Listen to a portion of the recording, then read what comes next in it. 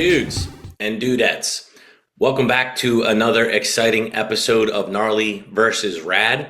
I'm your host, Gnarly, and every week I have a different guest on, and they are part of Team Rad, and we hash out some of the greatest debates from the 80s and early 90s, but mostly the 80s. And a very special guest today. You probably remember him from a little show called The Real World that was pretty huge back in the 90s. Jon Brennan, he was the cowboy dude, the country singer, just a great guy, real strong beliefs, religious guy.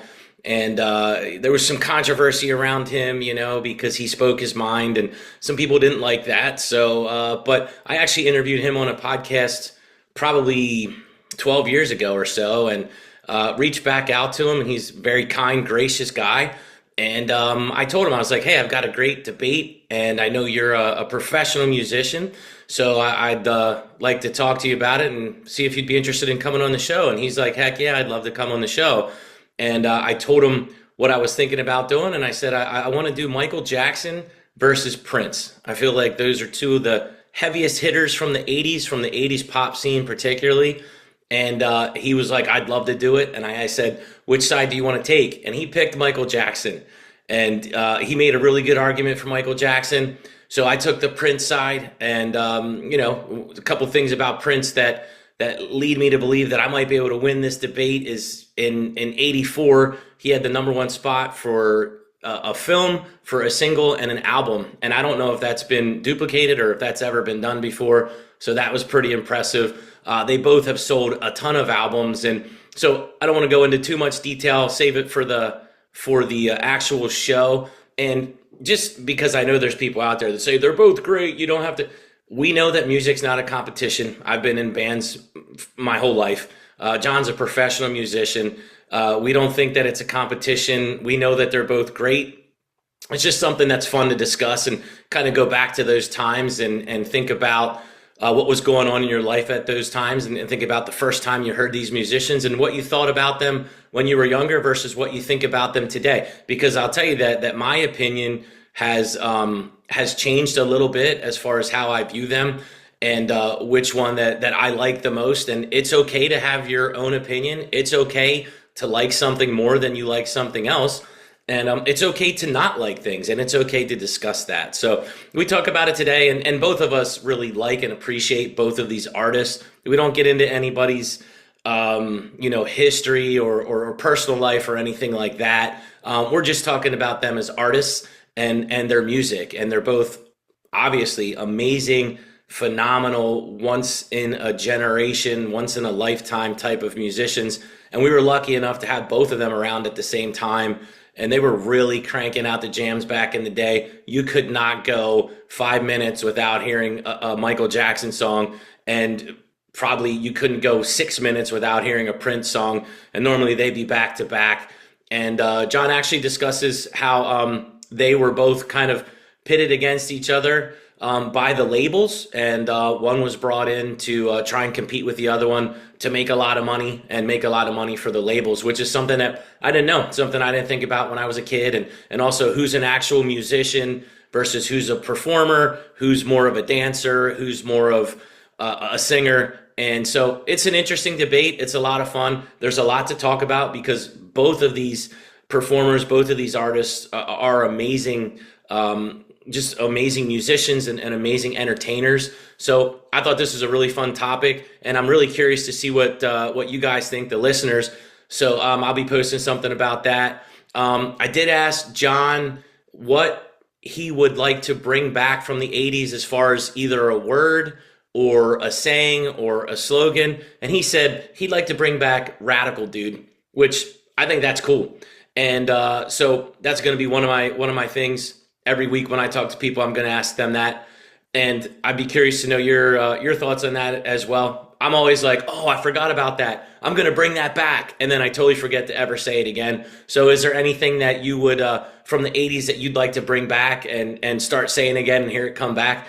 I just think it's interesting and fun. And there's probably a reason why people don't say that stuff anymore, because it gets old. But everything has its place, and everything is cyclical, not everything, but a lot of things, they have their cycle and they come and they go and then they come back again and they're popular again. A lot of 80s fashions and trends are really hot again. And I love the 80s. It was one of my favorite time periods of my life. And I was lucky enough to be alive during it. It was awesome. It was rad. And so, without any further ado, here's my interview with Jon Brennan. He's an amazing musician, amazing talent, and he was on one of the first episodes, one of the first seasons of The Real World, and he was on a couple seasons of The Challenge as well. And we talk a little bit about that. We catch up with Jon, and then we dive into Prince versus Michael Jackson on Gnarly versus Rad. Okay, so ladies and gentlemen, welcome back to another episode of Gnarly versus Rad, where every week we talk about some of the greatest arguments and discussions from the 80s and early 90s. I've got an amazing guest. I'm Gnarly. So this week on Team Rad, my guest is, if you wouldn't mind introducing yourself. Hey, this is Jon Brennan, cast member from MTV's The Real World Season 2 in Los Angeles, country music singer, and various other aspects of life. Yep. And we're going to talk about all those. So you mentioned the country music, which a lot of people probably know about you. That was one of the things when you were on season 2 of The Real World in LA. And that was one of the things that you were unapologetic about. One of the things you brought to the world. One of the things that people can look at you and say, "Well, that dude's probably a country singer, right?" I either owe you a "you're welcome" or "I'm sorry." I'm not sure which is appropriate. It would be a "you're welcome," man. I've been listening, like I was saying, I've been listening to a lot of your music lately, and I love it. You've got a really good vocal range too. Like you can get down and then heading down, and you hit the high notes as well. And I love it, man. Well, I appreciate you saying that. People know me from being a reality star, but if they think really hard, they'll remember I was a singer, and that's why I was on the show. And people are always like, "Man, you're a pretty good singer." I'm like, "Well, I'm a singer. Like the reality thing is really just a little side note." right, But right. I appreciate those compliments. I've been singing. I'm 50 years old. I've been singing for 44 years. Wow. And it's my passion. It's my number one gift. And I appreciate those compliments. Thank you. Yeah, for sure. Would you say that your vocal range has changed as you've gotten older? It seems like your range is bigger now. It's well, what happens is you get more confident, and so you can actually perform things that you always had the ability to do, but you were too nervous to really attempt.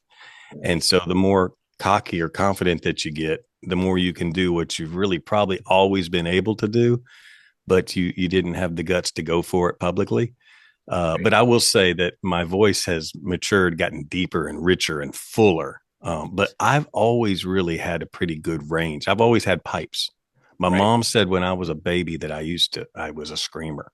Uh, And she said, Lord, he has the volume. If he can just carry a tune, that'd be awesome. And so anyway, I've always had projection, but I really think it's developed and gotten fuller and richer. I hear old recordings of songs I've done a long time ago, and I go, wow, my voice has really just gotten thicker. yeah. Yep. Definitely.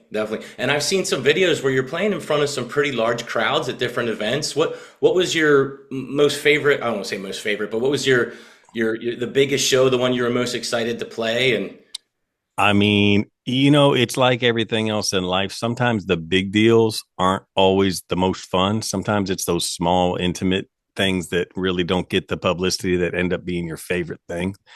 But I've played from shows that were super meaningful. I've opened for Alabama, the super group Alabama that I wow, was a fan of, yeah, and so I played some state fairs opening for them. That was a thrill. I've opened for George Jones, which is, any country music singer's yeah, just dream. I've gotten to sing on the Grand Ole Opry, which is the mega pinnacle of yeah. a country music stage. And I've sang a lot in church. I've sang for a crowd as big as 63,000 people. and I've sang for a crowd as big as 3 people. And it's just a blessing to sing, and people sometimes they want to hear you, and sometimes they're looking more forward to um the person that comes after you. But you just, you do the best you can and hope you make some fans along the way. Right, right. I really like I Ain't Done Singing Yet. Yeah. Oh man, thank you. Yeah, I feel like that's kind of like your life story, and it's really, really a powerful song. It gives me, Man, I thank you for saying that particular song, because that is my comeback song. The first line is, I've been gone for a minute. I've been back in the shadows. People wondering where you been, dude. We saw you on TV 30 years ago. You wanted to be a country singer, and then you disappeared for decades. And that song, I Ain't Done Singing Yet, is meaningful to me. Number one, I wrote it. And, you know, I was standing in the shower in Alabama where I was living at the time. And I had a real honest conversation with myself. And I just said, I guess you're done with all that. And I made myself mad. Have you ever done that? yeah. And I said, no, man, you ain't done singing yet. And I thought, well, write that song. You're having this conversation with yourself, you idiot. Write that song.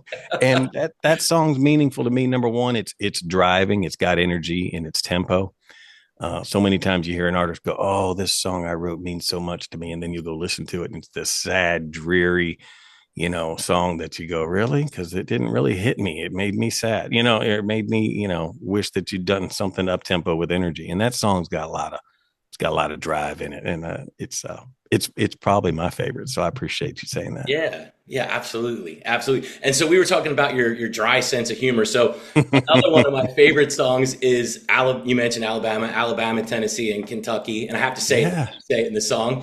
But the funny thing to me, did you kind of do this as like kind of a tongue in cheek, kind of wink and nod kind of thing, where you say, "There's only one place that I want to be, Alabama, Tennessee." So and then you name 3 places. Like, yeah, somebody else said that actually. I think the co-writer on that, a friend of mine named Brian Cuevas, he's like, you say there's one place that you want to be, and then you name 3 places. And I said, yeah, well, I mean, Alabama, Tennessee, and Kentucky, number one, they have the same feel. It's kind of one place for right, me in my life. It's home. Those 3 places are where I've spent my life. So, but they're individual places. You can only be in one place at one time, but there's only one place that I want to be, and it's Alabama, Tennessee, or Kentucky.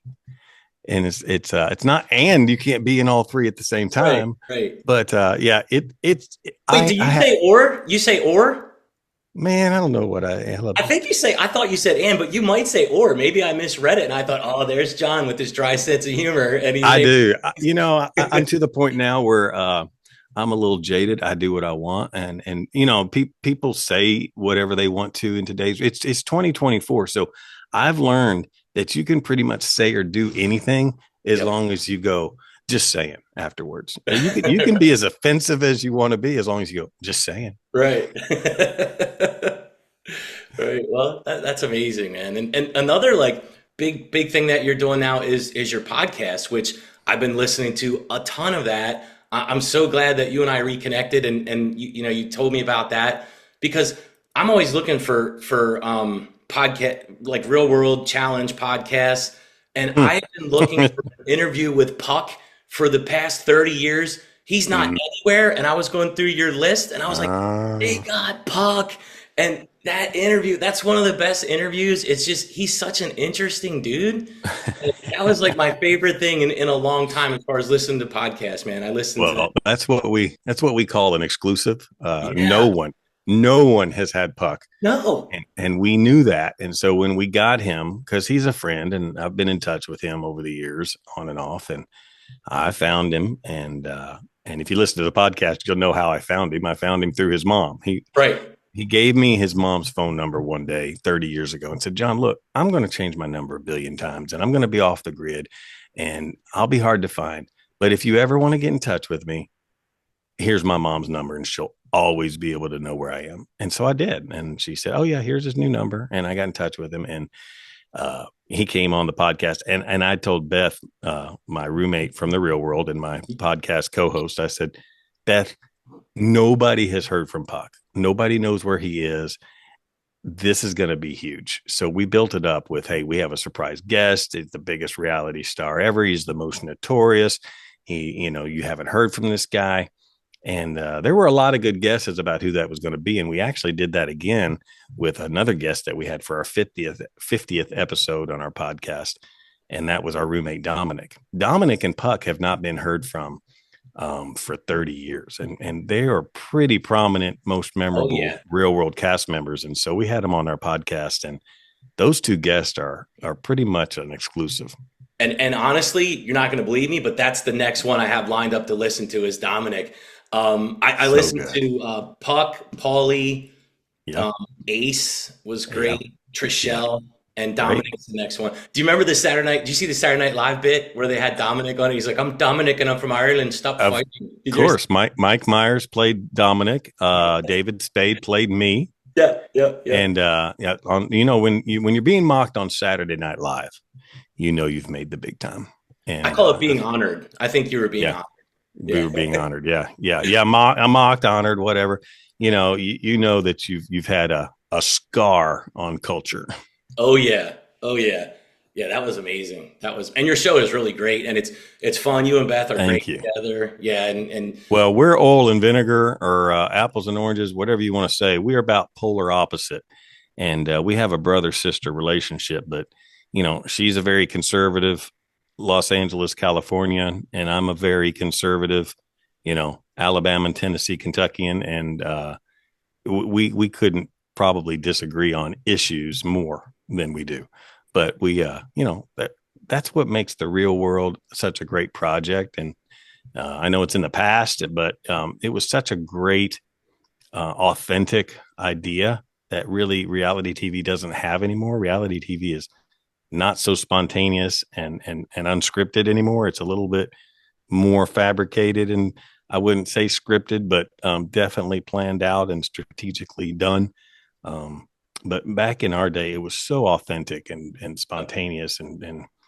I have some cast members that don't particularly like me, and I've been blackballed by pretty much most of the first season of The Real World. They used to be really good friends of mine, and they don't show, you know, they don't tolerate my views, and I'm like, man, if you as the first 7 reality stars can't grasp the concept of a genre that you initiated and embrace people that are totally different than you and have different views than you haven't learned a thing.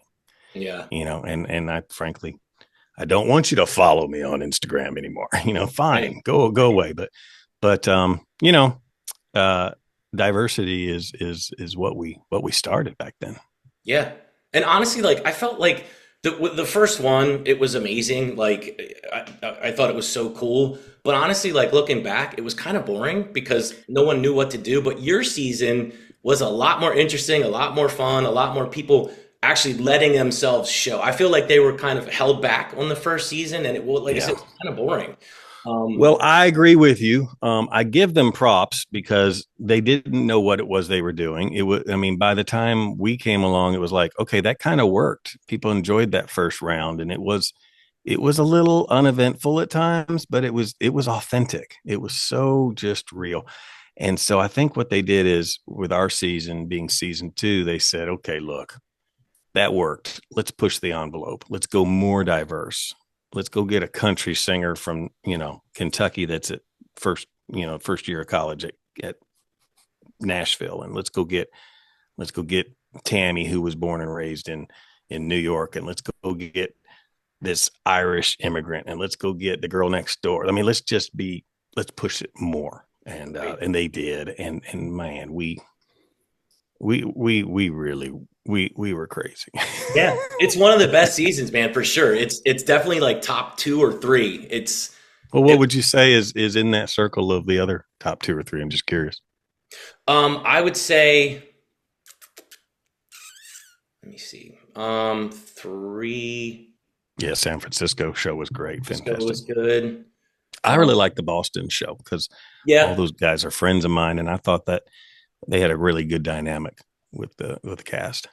I actually like. I only watched up to like season 5 or 6 now that I'm really Mm. thinking about it. Like you said, it just started getting to be a redundancy, and it just started to get to be people were just caricatures of themselves, and It it got wasn't really popular. And what happened was the cast members started to go, oh, I'm on this hit show that everybody knows now, and I'm going to be kind of semi famous. So let me act some type of way. right. But the first 3 4 seasons, everybody was just like, okay, we don't know what this is, so let me just be, let me be myself, and if Yep. that works, fine, and if not, fine. But nobody knew what a reality show was. Right. Nobody knew what the Kardashians was, or Survivor, or Right. The Voice, or Big Brother, or any of it. And so we Yep. had no choice but to be authentic because we didn't know what we were doing. Now Yeah. everybody knows what they're doing. So, ooh, I'm going to show my abs. I'm going to say this. I'm going to play a role. It's like, dude, you're Yep. not even being authentic Yep. I'm gonna start a fight for no reason that makes no sense. Just to because I need to be, I need attention. I Yep. need, I need my algorithm to, and that's a word that we didn't even have. I mean, Right. in 1993, Al Gore had not even invented the internet yet. See, Right. there's my dry sense of humor because Oh. Al Gore says he invented the internet. Yeah. He Right. also invented global warming. So there you go. He's a very Right. valuable guy in our society. But see how I am. This is the reason that I don't know why I am the way I am. But that's I can't. I need a filter, but I don't like one. You don't need a filter. No filters on this show. No filters.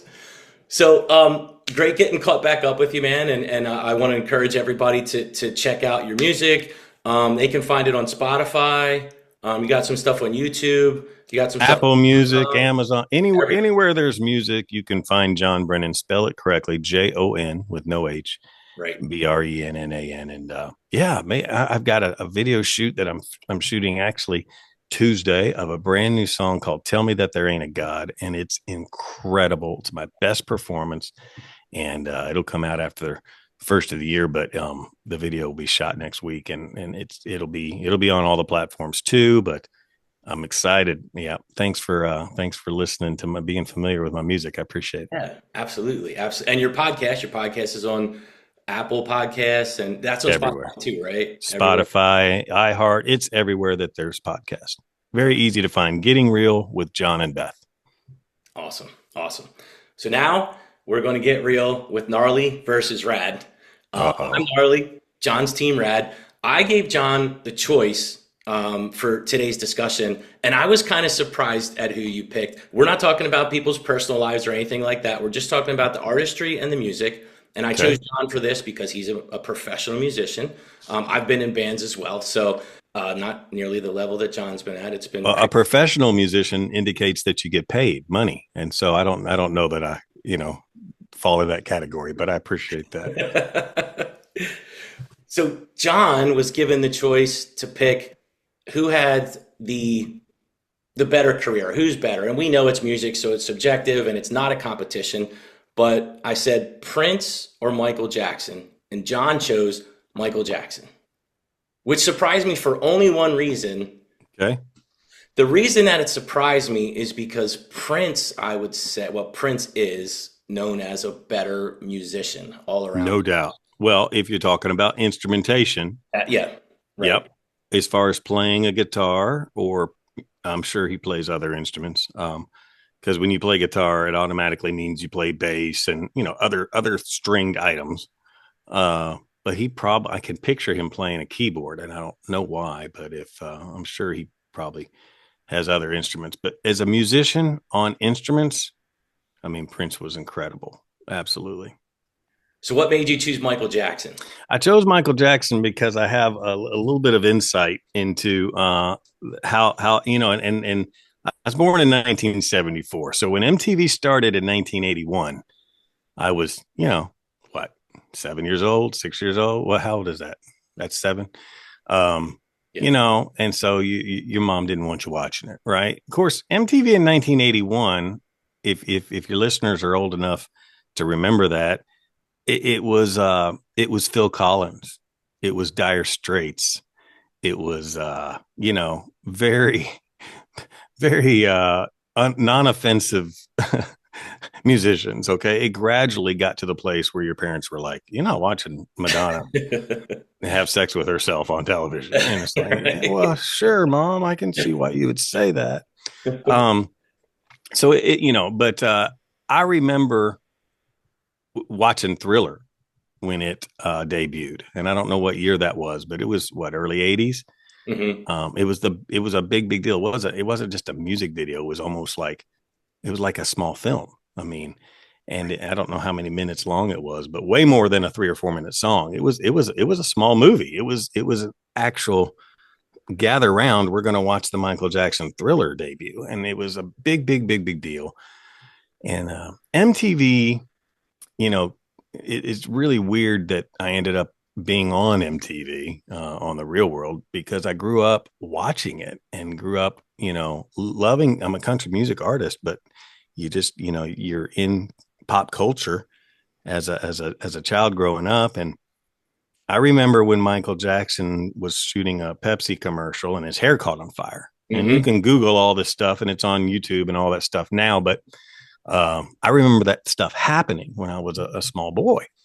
And I'm like, oh my gosh, Michael Jackson's been rushed to the hospital. And he was this big star. I mean, bigger than life. And so we started watching these Michael Jackson videos, and he, Beat It and Thriller and Billie Jean. I mean, that's how he became the king of pop. This is how he became the biggest star on the planet, right? These Right. songs in the '80s. And my mom sat me down and said, you know that I used to listen to him when I was a little girl. I'm like, what? What? He's a brand new artist. Get at it. He's a brand.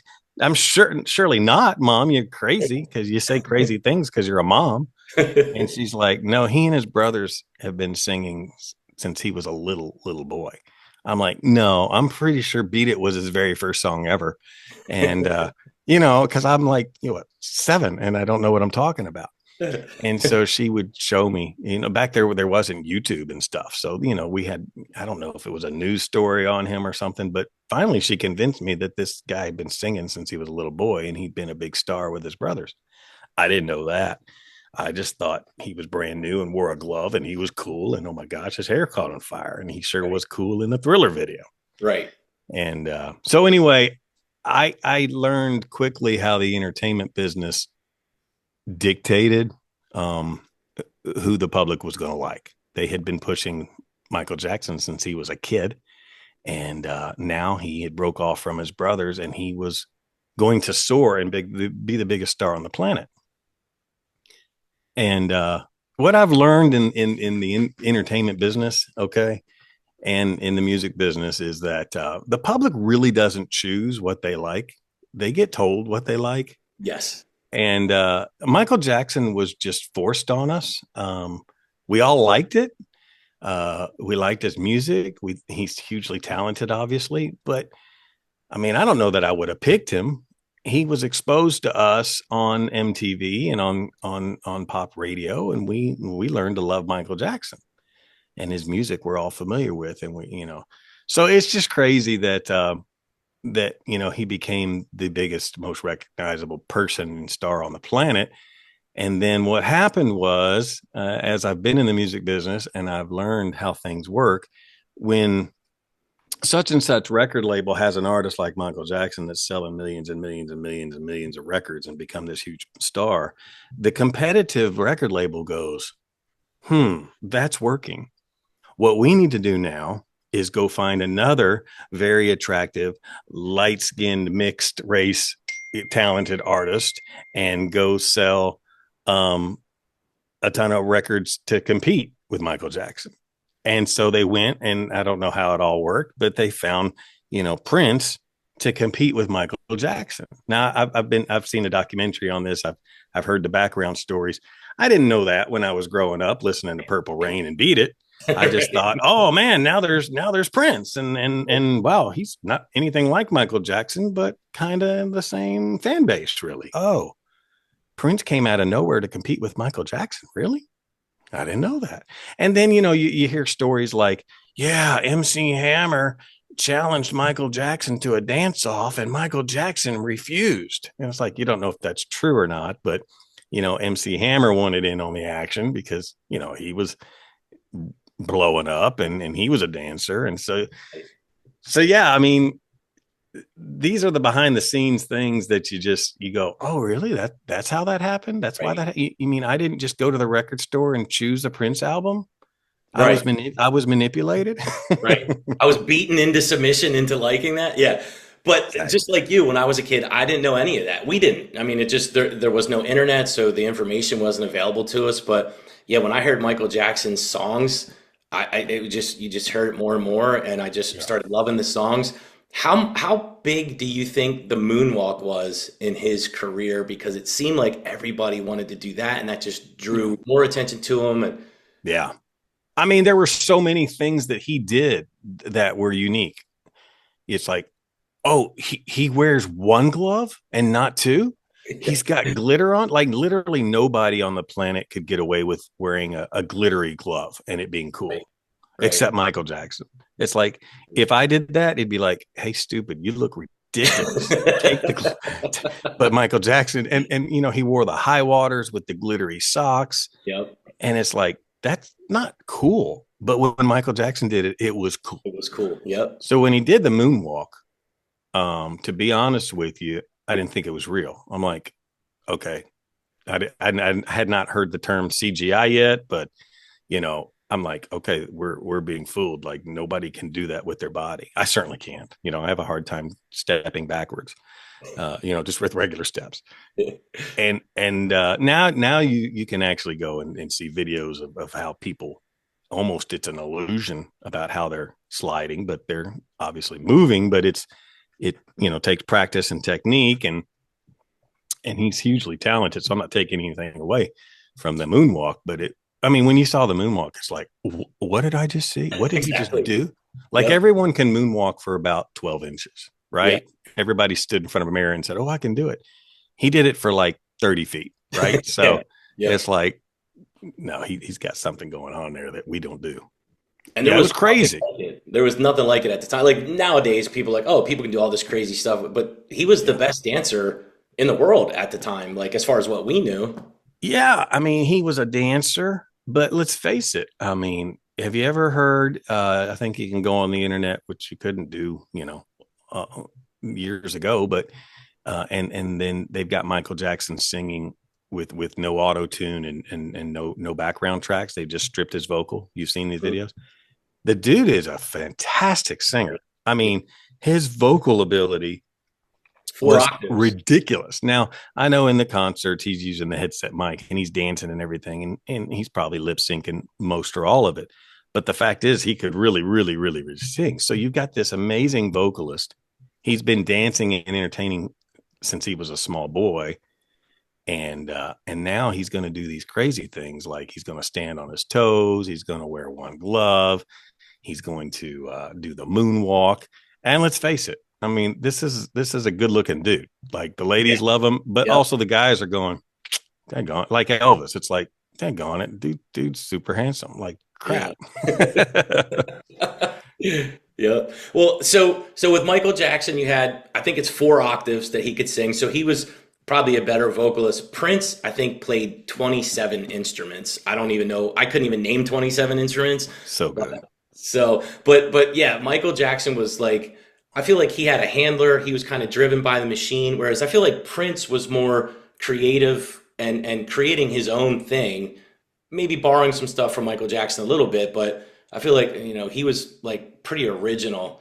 So that's why like I would side with on the Prince side just because of him being himself, because of his musicianship. He's one of the greatest musicians of all times, and his combination of different music styles like rock, funk, pop, R&B. Michael Jackson was pretty much a one-trick pony when it came to like stylistically, I would say. I agree on all of that. And when you said you have to choose between Mike, I wanted to do Michael Jackson and Prince because I grew up in that era. Like before there was reality TV and before really I was listening to country music stars back then too.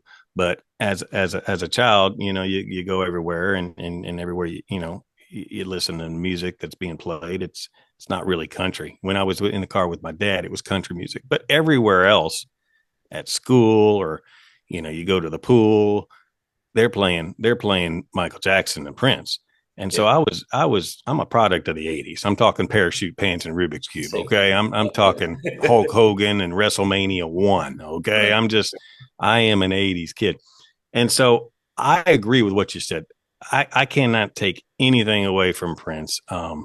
Musician, I'd love, he's a genius. He's a genius when it comes to playing instruments and making records. He's extremely talented. He's a great, I mean, that's the Prince halftime Super Bowl show. And it And starts raining. it starts raining and he, I think they said, well, what do you want to do? And he said, make it rain more. But like before he went out, he's like, can you make it rain more? Because I'm doing this. Yeah. And he went out there and killed it. I mean, and Michael Jackson played the Super Bowl too. But I mean, Prince is such a professional. I'm taking nothing away from him. So when you said I had to choose between the two, the reason I choose Michael Jackson is not to dog Prince at all. Right. It's total respect. I could have just as easily said what you said and argued that side. But knowing that Prince was found to be the competition for Michael Jackson. Michael Jackson was the original, and he was the innovator. He was the one that had risen to the top, and then they said, "Okay, well, let's duplicate that because that's working." And they didn't duplicate it because you can't duplicate it. And Prince is a phenomenal artist on his own, with no duplication. I mean, he's really in most ways not anything like Michael Jackson, but same era. And I just chose Michael Jackson because he was first. Right. He was That's the a one good that point. set the standard. Yep, he did. Right. And Prince rose up to the level. He definitely. I don't know that he ever surpassed Michael Jackson's, but he had his own success. But I lean Michael Jackson because he was first. Okay, that's a great answer. And when it comes down to it, Prince sold 150 million records. Michael Jackson sold 1 billion records so far. There you go. And so when you sell 150 million, that's nothing to sneeze at. That's an incredible. I mean, that's a ridiculous amount of albums to sell, and you don't do that nowadays because the internet and streaming has changed everything. No one goes and buys an album, but to think that 150 million people went and bought a Prince album is a ridiculous number in the music business. Right. And then to say, well, Michael Jackson sold 1 billion. It's like, what? What? Are you kidding? What? Do you know how much 1 billion is? Yeah. It's 1,000 millions, right? It's 1,000 million.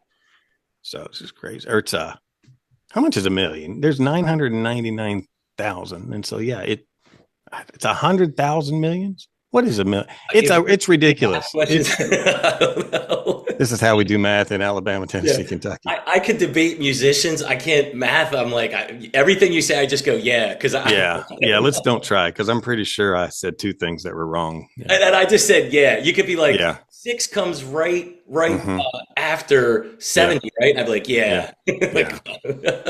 Well, see, I'm a Baptist Republican, so I just say a lot of important things that may or may not be true, and then everybody goes, "Oh, is that right?" It's like I don't know if it's right or not, but it's with confidence. I'm saying it emphatically, and so right.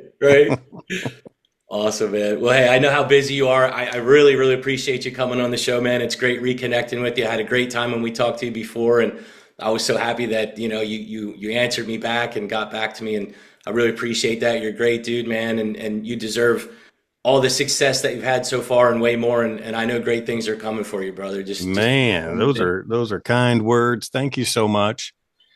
And I appreciate you listening to the music and the podcast, and have me back on sometime. Maybe we'll have to have you on the podcast.